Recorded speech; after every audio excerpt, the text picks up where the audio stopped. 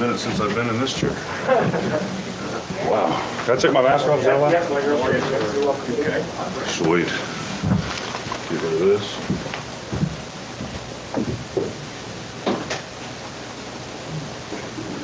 All right, Brian, we got a mic. Wow. I'm not used to having to layer up this much in Los Angeles. Oh, wow. All right, here we are. Hi there. Everybody good? Where's Brad? I know Brad's got to be here. Get the mic here. I guess I'll start. My name's Alex Murphy. Atonement Rebels. What kind of money led you to want to get back to the program like you did? Oh, wow. Well, it's been on both my wife and I's hearts for quite some time. You know, Ellie and I met here. You know, I often tell the story that she turned me down about 3 or 4 times, which is true. But our first date was at Atonement Basketball Complex. So that's pretty, you know, this university is very special to us. You know, I had to make a decision, I guess you'd say, for my family and for my professional career to leave early. But I got to tell you, pulling down the tunnel just now, wow. I mean, I'm getting goosebumps, and I can't imagine, you know, once the game starts, what it's going to feel like. But, you know, it may seem like, you know, to people locally or however you want to say it, that it seems like from afar I haven't been that engaged, but I have been. It's just I haven't had the time, right? My life's been in overdrive. I'm trying to, you know, figure out how I'm going to stay in the NBA and, you know, make a career for myself and for, you know, taking care of my family. So I've been very blessed. But, you know, in terms of the donation, you know, I didn't grow up with a whole lot, close to nothing. And I just remember thinking and knowing that Champaign, Illinois, the University of Illinois basketball team, it was like the Mecca to me, like literally the Mecca. And the first time stepping on campus was, I mean, I was in awe.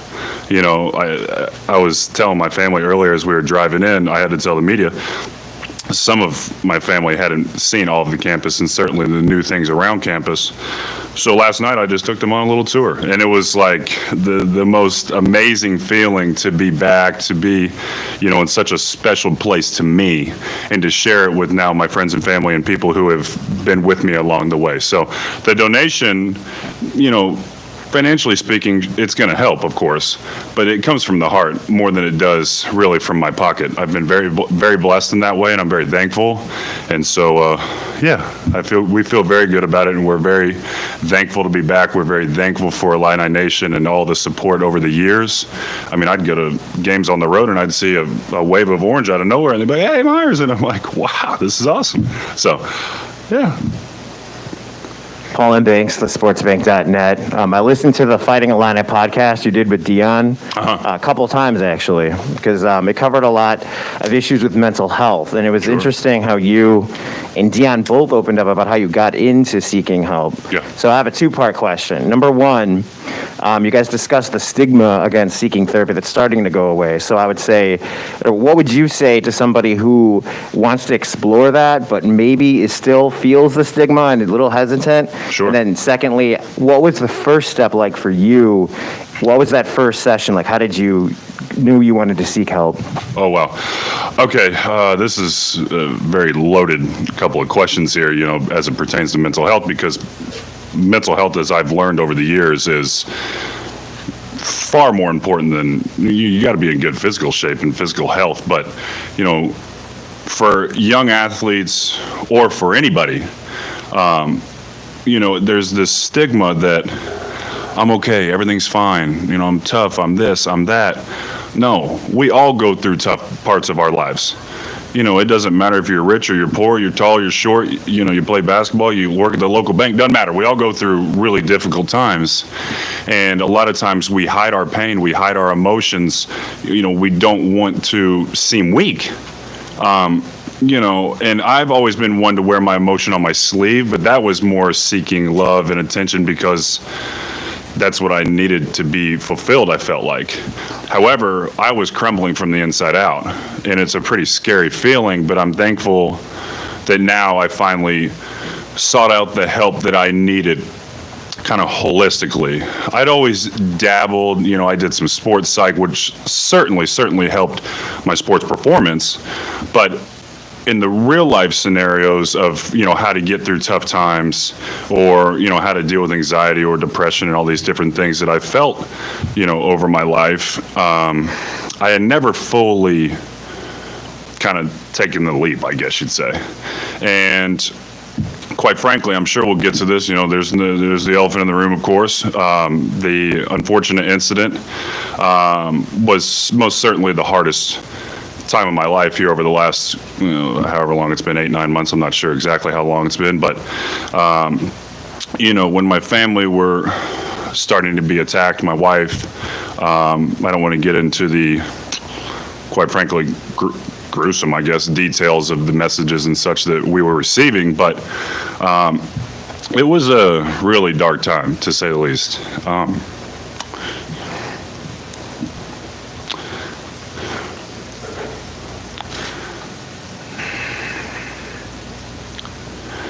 It hurt me to know that I had, made such a mistake as it pertained to my character. I can deal with over the years, Meyers Leonard stinks at basketball or this or that, but the one that hurt the most was an attack on my character. And I certainly made a very, very big mistake.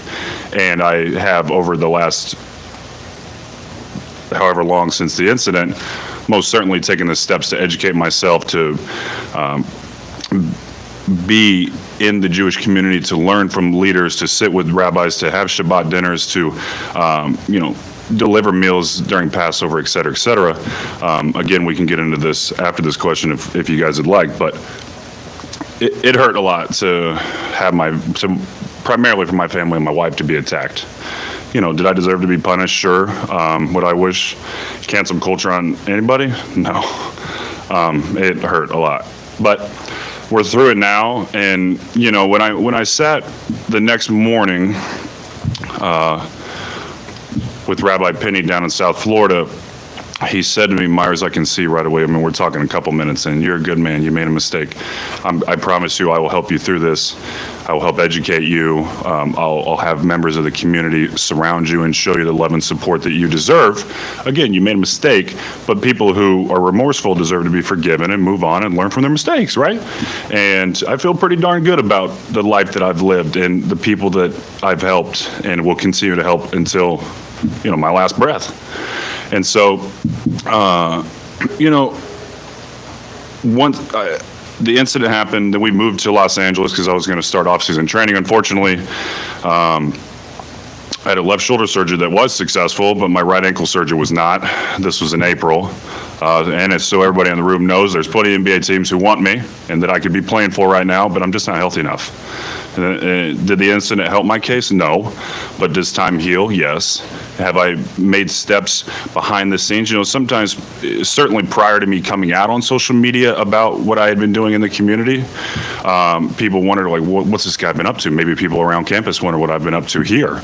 When I think about coming back to campus, it's such an amazing feeling, but I think to myself, gosh, why did I make such a bonehead mistake? I just want these people to love me, And so I'll also say, in this quite long-winded answer, that after the game, I'm going to go meet with a bunch of the Jewish students on campus over at the Chabad, and speak with them about my experience, what I've learned, how can I help, because this is what I was getting to earlier. When I sat with the rabbi, he said, "Meyers, trust me, this didn't happen to you. This happened for you." Now, this is 24 hours after the event. The next night, I was at his house for Shabbat dinner from 7 to about 12:30 a.m., meeting with people, learning, experiencing, hearing their stories, showing them how remorseful I was and how sorry I was, etc. So I say all this to say that I would always just pick myself back up, no matter how bad it got, no matter if I got booed by the fans in Portland, no matter what I was experiencing, no matter how much trauma I experienced as a child. Life wasn't easy, but it built me into the man that I am. And I was introduced to what's called EMDR therapy, eye movement desensitization reprocessing. Highly recommend it for anybody who's gone through something.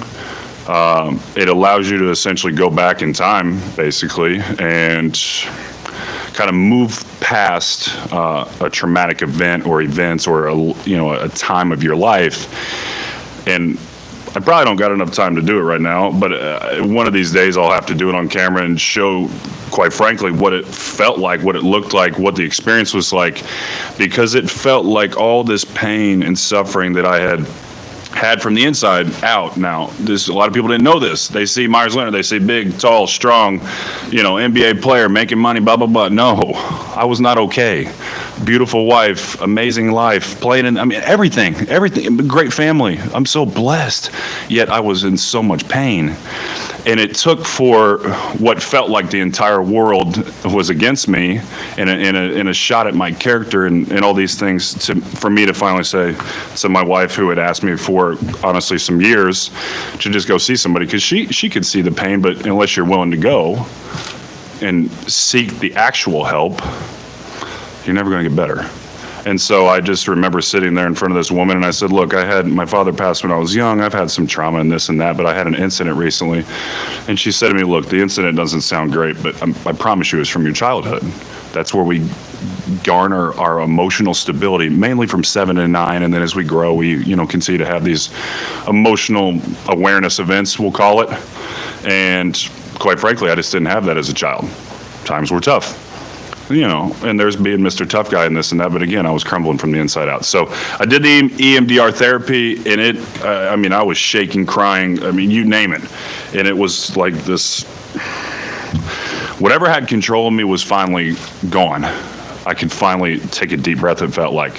If I were home in Robinson and going over to my brother's house to see my niece and nephew who love me and think of me as, I don't know, Superman, I suppose, or just Uncle Myers all at the same time, I'd cry and cry and cry because I'd be, just because. And I'd put myself back together. I'd walk in the door. I'd be going to an NBA game. Guess what? Cry, cry, cry, cry. I don't know why. Couldn't control it. There's nothing I could do about it. But then I put myself back together, act like Mr. Macho NBA player, and I walk in there, I'd do my best, and I'd leave the arena, and luckily I'd go home to a loving wife, which is almost, it's like it's like a Band-Aid over a situation. Of course, I'm making great money. I'm doing what I love. I love my family. I come home to a wife who is incredible. However, it was never fully okay. And so I know there's only one real good way to explain it, is to give you some more on it. And so, quite frankly, anybody who needs help, wants help, please go ask for help. Whether it's your family, whether it's your friends, whether it's, professional.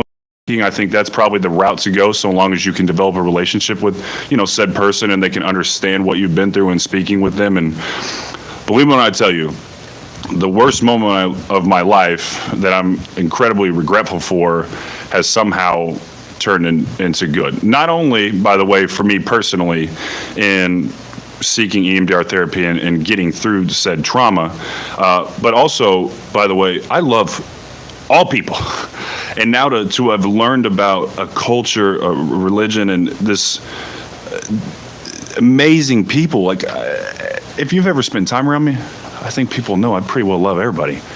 And so to have now learned and become, more aware of everything going on in the world, and just having the opportunity to impact people through a silly, ignorant mistake of mine, somehow, it all ends up working out, for the better, I guess you'd say. No idea if I actually answered your question, but I tried my best. I think you covered it pretty well. Okay. Hey, Mars, I'm Gavin. Thanks for addressing the elephant in the room. I'm curious, what message do you have for the community at Chabad today? You know what? Number one, and most importantly, is to say sorry. And say that it was a huge regret of mine, of course. But, Gavin, in learning a lot over these last few months, I have done rabbis have given me books. I've learned about the Rebbe. I've learned about this and that and the other. I've gone to Shabbat dinners. And I've really, truly, emotionally and in physical, presence, learned a lot.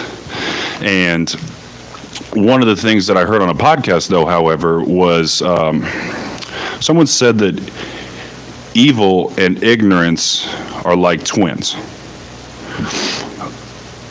Thankfully, ignorance is you can educate, and it's more prevalent.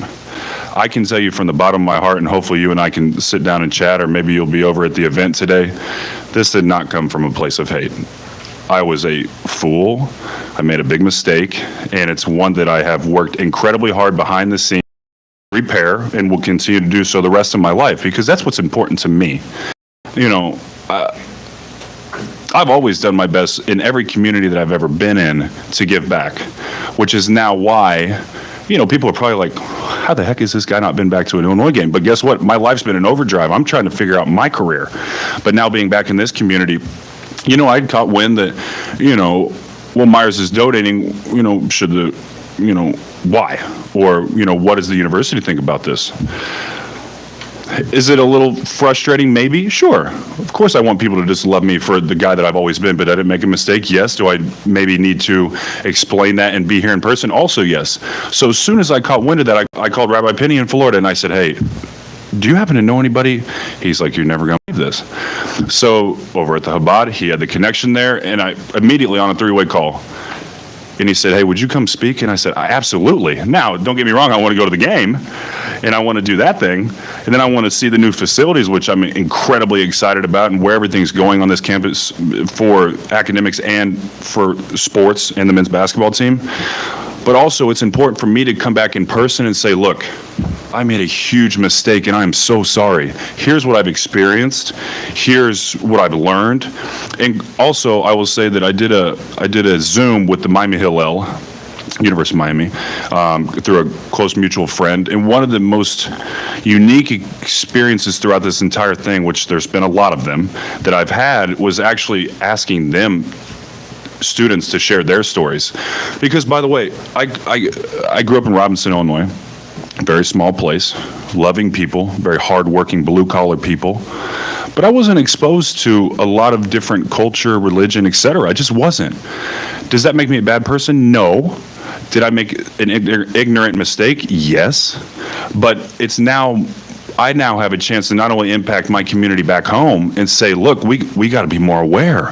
I made a silly mistake, but let's all be better. I got to face the cameras. I got to stand up with my chest proud and know who I am as a man and say, look, I made a mistake, but I'm willing to help. I'm willing to be a voice moving forward, and I'm also willing to help educate along the way. And so, long story short about today, I want to hear from them. I'd love for them to ask me questions. Look, I can take the difficult questions. I can. I mean, I've done this talk about 24 hours after the event. I was lucky enough to have quickly in Toronto, there's a Jewish man and his son who I ended up being very close with. And every time we'd go to Toronto, I didn't have anybody up there. So he said, hey, Meyers, would you give us some tickets? And I was like, of course, I'd love to. I always leave post-game passes, come say hello to he and his son. For his bar mitzvah, he called me. He's like, Meyers, would you do me a favor? And I'm like, yeah, you've been so great to me. What can I do for you? He's like, would you just sign your game shoes after the game and give them to my son for his bar mitzvah? And I said, I would love to. You know, this is a year and a half, 2 years ago. And so that's where the connection came. This is all very organic. It's not like, this wasn't forced upon me, by the way. Of course, I got fined by the NBA and this and that, but this wasn't, you have to do this, Mars. Here's a checklist of things you have to do. I immediately dove in and I said, oh my gosh, I made a mistake. I'm so sorry. So like I said, 24 hours later, I'm meeting with Rabbi Penny. 48 hours later, I was at his house for Shabbat dinner for 5 hours. And then it was, you know, visiting the Holocaust Memorial in Miami Beach and it was one of the more emotional experiences I've ever had seeing. I mean, it's such an immaculate piece of work, but it's also very emotional. My wife walked around the entire thing. She was checking out on, you know, things on the walls and this. I mean, as soon as I saw it, I mean, I froze. And it was like waterfalls from my eyes, man. Like, this is real stuff to me. Did I make a mistake? Yeah. But am I committed to continuing to educate myself and help others? Absolutely. And so, you know, did it really hurt? Yes. And was what I did very hurtful? Absolutely. But I can only hope for love and forgiveness, compassion, and to continue to show people my heart, which I've always done and will always do. I'd love to ask you a few more questions, but I'll pass it, so I'll get a chance. Okay. Hi, Meyers. My name is Kedrick Prince. Thanks for sharing that. But I want to change gears here. You mentioned the fact that you watch Illinois basketball, you follow Illinois because obviously you played here. But have you had a chance to talk to Coach Underwood or talk to some of the players? I mean, just, you know, for advice about playing in the NBA. How much contact have you had with the team since you've been on the road? You mean since I've been in the NBA? Yes. Oh, absolutely. So my best friend was the assistant strength coach here, which was pretty cool. He's now actually, I'm not going to lie, the head strength coach for Purdue, which is a little interesting for me. But the line I need to win today, make no mistake about it. But you know what? Every chance I've gotten, absolutely, I've been back. I've been in contact with Coach Underwood. In the fall, oftentimes, not often, but maybe I think 4 football games I've been to. So every chance I got, I'd go back and I'd speak to the team and I'd talk about, where I was at in my NBA career. A lot of times they'd say, well, how are you making it work? There's only 2 things.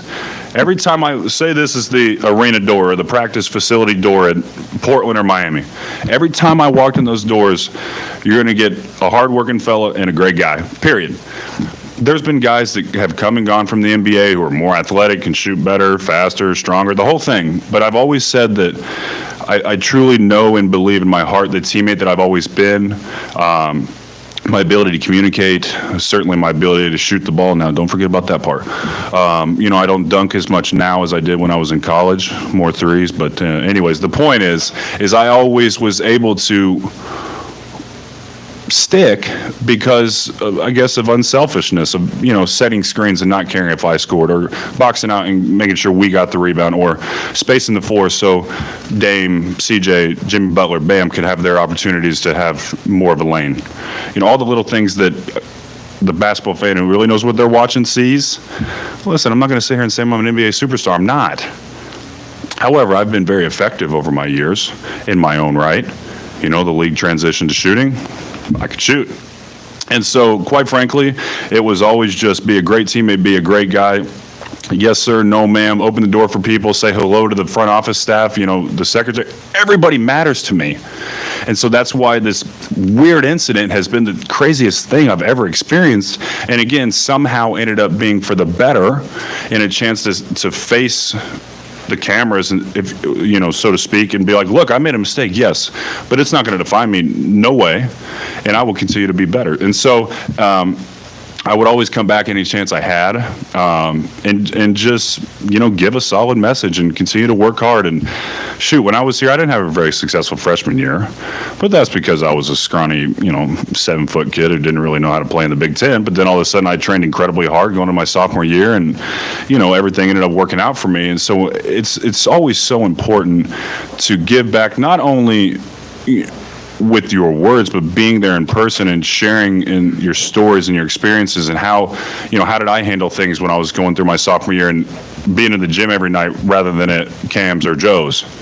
That's the truth for me, because I knew what I wanted ultimately for Illinois to win and for me to continue to grow and to someday take care of my family by playing in the NBA. And so that's what I did. And so every chance I get, you're darn right, I want to give back however I can. And now the last piece of that, which has been a long time coming and I'm very proud of, for my wife, Ellie, and I, to give back financially and hopefully make a pretty big impact on, the men's basketball team and just the university as a whole. Last one, Scott, right here.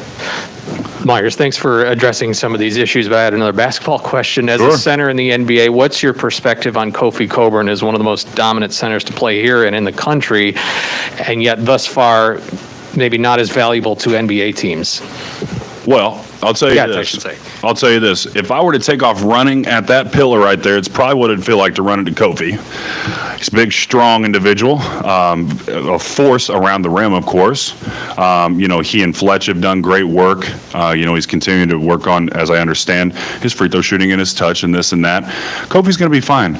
He puts in the work.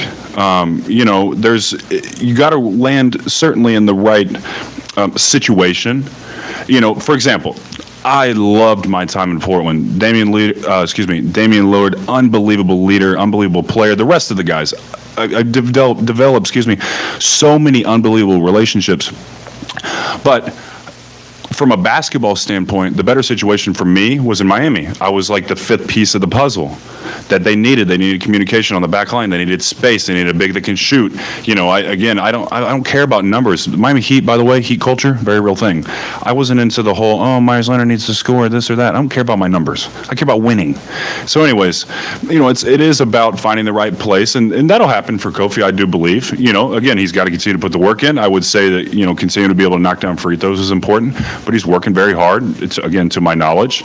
And, I'm always excited when there's, a younger Illinois guy coming through the ranks and, trying to make it to the next level. It's exciting to see, 6-0 in the Big Ten. I mean, we're playing well. Kofi is dominant. I mean, good Lord, I looked at the infographic that was on the screen the other day. It was like him, Blake Griffin, I don't know, Kevin. I mean, we're talking about some serious comparisons here in terms of numbers. I think it's fantastic. And so, he's just got to continue to work. That's the thing. Every single day, I was thinking like, man, I just want to take care of my family. Man, I want to play at the highest level. Like, what do I got to do? So my wife and I, by the way, I want to add this piece in because she kind of told me to. One of our favorite memories is every night before home games, we'd go over to Oven and we'd shoot together. And that's something special to us. So the reason I say that is to say, when guys continue to put the work in, they're great teammate, very coachable. They want to learn, also for Kofi possibly watching, I don't know how much NBA stuff he watches, but that'd be a good idea. Understanding where he could fit. How can I get better? Asking the coaching staff, asking, people who he trusts, like, hey, I got to keep getting better. Dunking the ball and everything's great. But I mean, quite frankly, when I was in Illinois, that's all I did was dunk and block shots. Then all of a sudden, I was a three-point shooter in the NBA. And we're talking about a total pivot. So happy for Kofi. He's dominant as heck. He's go out there and dominate today. Got two big fellas over there for Purdue, but it's gonna be a fun one today. But I hope the best for Kofi. If he were to ask me some advice, I'll let you guys know what I tell him once I tell him. Thanks for sharing your story today, Meyers. Hey, thank you guys, sincerely. It's great to be back. I hope you guys feel the same, because I put on Zombie Nation. We were pulling down the tunnel, and the hair, you wouldn't be able to see it because I have two layers on here, but it was like standing, 6 inches off my arm. So this is pretty awesome. Thank you guys. I mean that from the bottom of my heart.